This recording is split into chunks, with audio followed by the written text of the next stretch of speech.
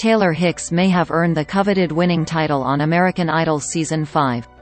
But his catapult into fame wasn't entirely fun, especially when he needed a bodyguard by his side for several months. The Birmingham, Alabama, native ousted runner-up Katharine McPhee, as well as unforgettable top 10 contestants like Chris Daughtry and Kelly Pickler. There was just something about his frantic, bluesy style that the nation couldn't get enough of. But sometimes, adoration for Taylor went a bit too far.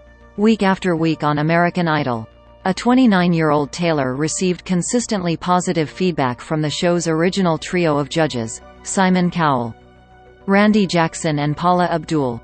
His renditions included everything from "Play That Funky Music" by Wild Cherry to "Jailhouse Rock" by Elvis Presley.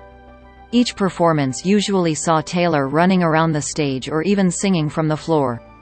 In May 2006, confetti rained down as he was crowned the winner and sang the Idol original, "Do I Make You Proud?"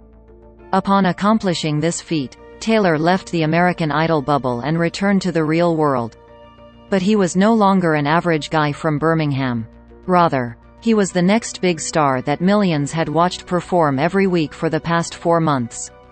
While much of the attention was positive, this wasn't the case for all interactions.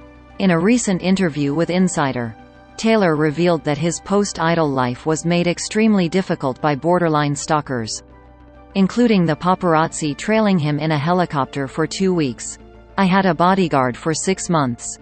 It was very intense for me," Hicks reflected. "It's very scary when you get let out to pasture, as I like to say." However, Taylor didn't let the negatives affect his love of music. By the end of 2006, his self-titled debut album dropped, featuring the single, "Just to Feel That Way." This was followed in March 2009 by his sophomore album The Distance, plus a slew of singles, such as 2017's Six Strings and Diamond Rings and 2021's Stars Fell on Alabama. Though these creative works didn't see massive success like the albums of Idol predecessors Kelly Clarkson and Carrie Underwood, Taylor never stopped pursuing his passion. 16 years after his win, Taylor is still making his rounds on stage, whether he's doing a solo show or singing alongside Idol alumni, like Ruben Studdard, who won against Clay Aiken in 2003. When Taylor decided to audition for American Idol, he had never watched the show before and was completely unfamiliar with the process.